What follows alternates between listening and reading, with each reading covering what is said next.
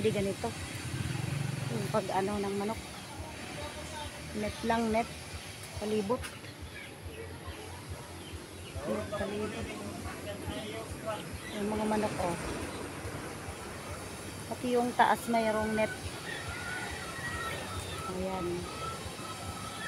Ayan, maganda. Safe, at least safe yung mga manok. Safe ang manok. Oh, palibot. Maganda. Doon mayroon ng ano. Pag naulan, sisilong sila. Oh, ganda. Ito dito, mamasyal sila. Dito, sisilong sila pag uulan.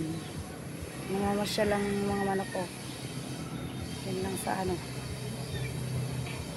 Sa labas. Kasi may net. Pag umulan, doon sila sa silong.